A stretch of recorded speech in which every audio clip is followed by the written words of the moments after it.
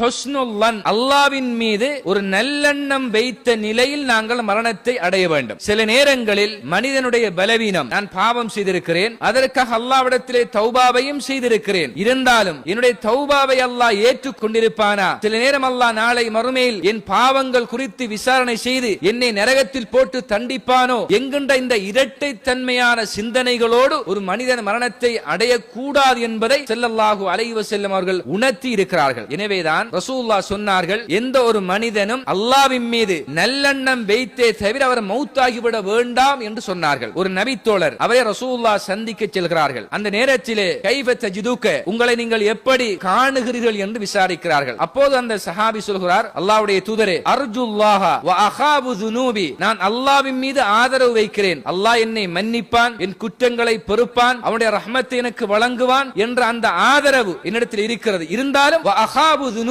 என் பாவங்கள் குறித்து நான் கடுமையாக அச்சப்படுகிறேன், பயப்படுகிறேன் என்று சொன்னார்கள். உடனே ஸல்லல்லாஹு அலைஹி வஸல்லம் அவர்கள் அந்த சஹாபியிடத்திலே சொல்கிறார்கள், இப்படியான ஒரு கட்டத்தில், இப்படியான ஒரு சந்தர்ப்பத்தில் ஒரு மூமினுடைய உள்ளத்திலே இந்த இரண்டு நிலைகளும் ஒன்று சேர்ந்தால் அவருக்கு அல்லாஹ் அவர் எதை ஆதரவு வைக்கிறாரோ அந்த நன்மை அவருக்கு கிடைத்துவிடும். எதை நோக்கிய ஒரு பயம், அச்சம் அவருக்கு ஏற்பட்டதோ அந்த அச்சத்தில் இருந்து அல்லாஹ் அவருக்கு பாதுகாப்பை கொடுப்பான் என்று ஸல்லல்லாஹு அலைஹி வஸல்லம் அவர்கள் அந்த சஹாபிக்கு சொல்கிறார்கள். எனவே நாம் மரணிக்கின்ற அந்த காலங்களுக்கு முன்னால் நான் செய்த பாவங்கள் குறித்து நாம் அச்சப்பட்டு நான் நிச்சயமாக தௌபாக்கள் செய்து அந்த தௌபாக்களை அல்லாஹ் நிச்சயம் எனக்கு அங்கீகரித்திருப்பான், அல்லாஹ் என்னை கைவிட மாட்டான், அவன் ரஹ்மத்தன் லில் ஆலமீன், உலக மக்களுக்கே அல்லாஹ் மிக பெரும் ரஹ்மத்தாக இருக்கிறான், நிச்சயமாக என் பாவத்தை அல்லாஹ் மன்னித்திருப்பான் என்ற நல்ல எண்ணத்தோடு தான் ஒரு மனிதனுடைய மரணம் சம்பவிக்க வேண்டும் என்பதை ஸல்லல்லாஹு அலைஹி வஸல்லம் அவர்கள் சொல்லுகிறார்கள்.